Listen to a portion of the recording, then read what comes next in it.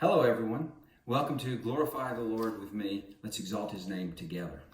Today is Good Friday. It's the day that we commemorate the crucifixion and death of our Lord Jesus Christ.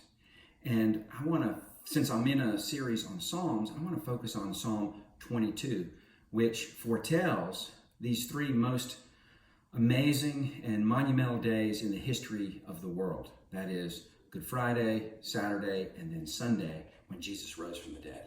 Psalm 22 was written centuries before Jesus was born, and it's one of those beautiful things about our Bible that it includes these mysterious prophecies that I'm not sure the writers quite understood what they were writing.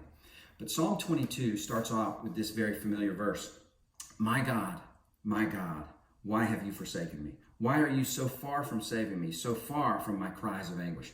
And of course, we know that's what Jesus said on the cross. My God, why have you forsaken me? And then in verses 16, the end of verse 16 through verse 18, the psalmist writes this: They pierce my hands and my feet. All my bones are on display. People stare and gloat over me. They divide my clothes among them and cast lots for my garment, which exactly happened to Jesus Christ. But then in verse 24, we see that the bad news changes. And it says this about God: For he has not despised or scorned the suffering of the afflicted one. He has not hidden his face from him, but has listened to his cry for help.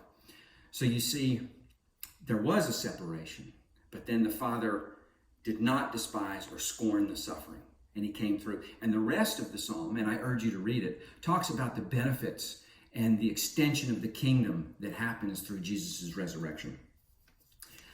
What grief Jesus' family and friends must have felt on this day, and what victory and gloating his enemies felt, for they had indeed killed him. But on Easter Sunday, when Jesus conquered the grave and rose to life, all those emotions were reversed. And I dare say that the disciples, while they probably didn't fully understand, they began to understand just who was this Jesus Christ. And the enemies probably also, in fear, began to understand just who this enemy was. And Psalm 118, verses 22 through 24, sums it up beautifully. It says this: The stone the builders rejected has become the cornerstone. The Lord has done this, and it is marvelous in our eyes. The Lord has done it this very day. Let us rejoice today and be glad. Today, I really want to just remind us of who it is, who this Jesus Christ is, whom we serve. He's the one who suffered brutal torture and a shameful death on the cross for us. But he's the one who suffered for a time separation from the Father. But he's also the one who the Father approved and accepted and set down at his right hand and glorified. So join with me in declaring, worthy is the Lamb. Worthy is the one who takes away the sins of the world, including mine.